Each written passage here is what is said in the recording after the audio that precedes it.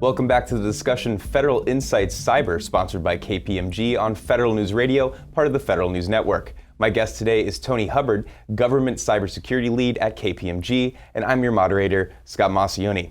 So we just finished up about supply chain, which is always an interesting discussion, and then part of the supply chain is these companies that the government contracts with are providing cloud, and cloud is this whole new realm of things that everyone is trying to work with. So how is cloud helpful to government at this point? Well, it's certainly, like any newer technology, when I say newer, because cloud's been around for quite a while. I know there's still a lot of buzz about cloud being a disruptor, but it's been around for quite a while, and a lot of organizations, as we were just talking about, have already moved many of their applications into the cloud.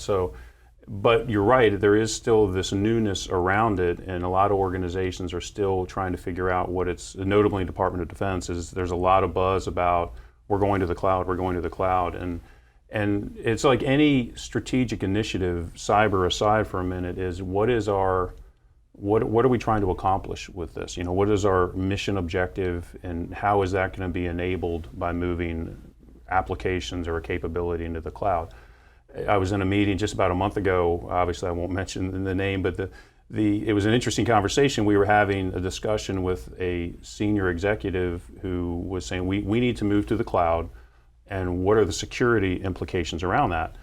And so we talked a little bit about that, but then we kind of brought it up a level and said, so why, what's your mission objective by moving to the cloud? Well, the executive said we have to do it. Yeah, it's like, well, okay, let's pull that back a little. What do you mean you have to? Well, they said that's where government's moving. We got to get into the cloud. Well, that might not necessarily be the right answer all the time. So I think it needs to start there from a broader technology kind of enablement question. How is the cloud going to enable our business and our mission? And then if the right answer is, okay, we're going to transition into some of our capabilities into the cloud, then it becomes, okay, there's a number of conversations then. But from a cyber perspective, then you're talking about, your contractual agreements, making sure that there's service level agreements in place. Because I think there is sometimes still a mindset, if we push stuff out to the cloud, our data's out in the cloud, that it's not our deal anymore. It's not our responsibility, which is obviously flawed. And so making sure that what their controls are being put in place around the cloud environment, how it's managing and protecting your data is going to be critical. I mean, it's a production multiplier, right? It helps a lot of things, but it's also a liability. So for government at this point, is the juice worth the squeeze? And is it helpful enough? Yeah. And that, again, that really gets back to more of a strategic discussion. And this is where, we're seeing a number of organizations integrate cyber security more into those conversations. I think historically, from a legacy perspective, oftentimes those kind of decisions were made in a back room somewhere, and the cyber team would find out maybe 90% of the way into the implementation, somebody called up cyber and, oh, by the way, what's this risk management framework process? We need to get an ATO for our system. Can you all take care of that next week? And so I think we're starting to transition to more of a discussion around getting cyber into that discussion up front.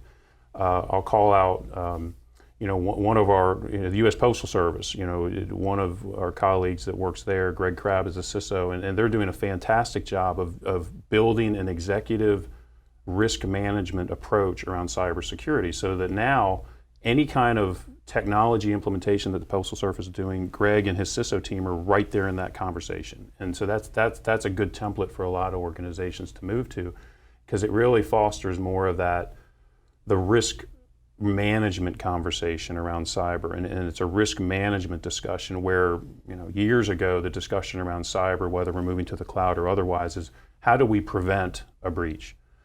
And now the recognition is, if somebody wants us bad enough, they're going to get us if they haven't already. So now the discussion isn't so much about preventing a breach. Yeah, you need to do all the hygiene and things we talked about, but now the conversation turns to more, how do we manage the risk around that? How do we make sure that from like a technology architecture perspective, we've segmented our crown jewels, our highest priority data elements, into a place where maybe they're a little harder to get, understanding that maybe we can't secure everything in that way. So that's the conversation that I'm excited about moving forward as an industry. Cyber is starting to get more integrated into that strategic conversation. So it's almost like that old football strategy, bend and don't break kind of thing. So you take the field goal instead of letting them score a touchdown, right? So they have less points, but you're still protecting what you need to protect. Yeah, right? I think that's a good analogy. that is a good way to frame it, because you need to know, again, that if you're going to give up a field goal, if somebody's at your 10-yard line and time's running down,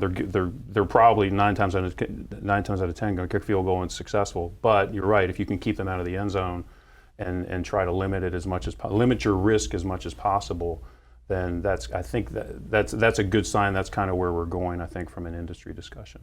How important is it for government to get into this realm, do you think? Because so in the DoD world, they're talking about being really concerned about China and Russia. It's a countries that can go quickly, that don't have to worry about the acquisition issues that the United States has to work with.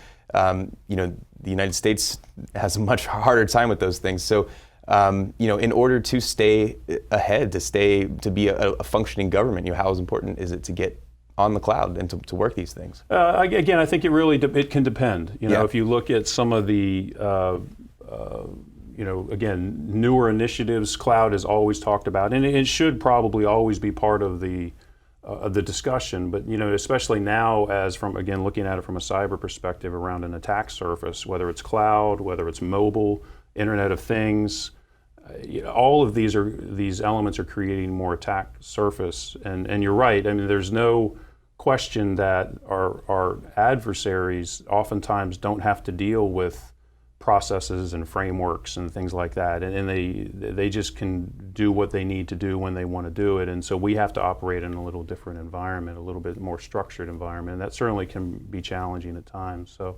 no question.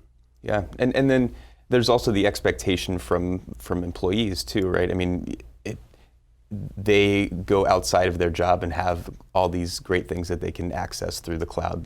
My Chrome tells me all my passwords and everything that I need, right.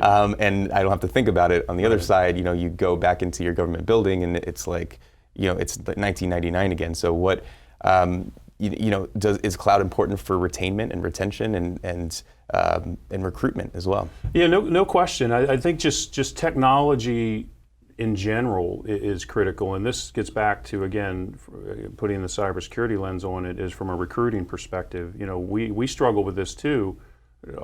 Government contractors and DoD, for instance, struggle with it, is recruiting top talent and then creating an environment where they can be successful and energized.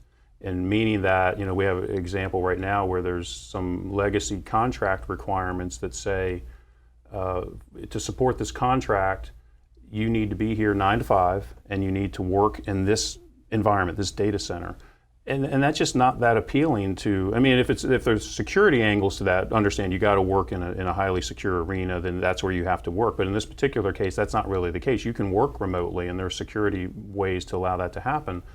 But that's what the contract says, so that's what organizations like us have to comply with. Yeah. But when you talk to somebody who's just new out of college and they're used to just working wherever they want to work, communicating however they need to communicate, connecting however they need to connect, might not be interested in that kind of model. So we need to just collectively make sure we're looking at ways to attract and retain this kind of talent, because there's just, as we talked about a number of times, there's just not enough cybersecurity professionals, and figuring out a way to get people, or students out of the colleges, or even for that matter, middle and high schools, interested in cybersecurity so that they want to make it a career path is critical. But then also creating that environment where they can be excited and challenged and work in an environment that's exciting for them is critical as well.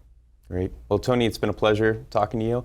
And we're going to wrap up. I'd like to thank you again. Tony Hubbard is the Government Cybersecurity Lead at KPMG. I'm your moderator, Scott Maucione, and you're listening to Federal News Radio, part of the Federal News Network. For more on this discussion, visit federalnewsnetwork.com and search KPMG.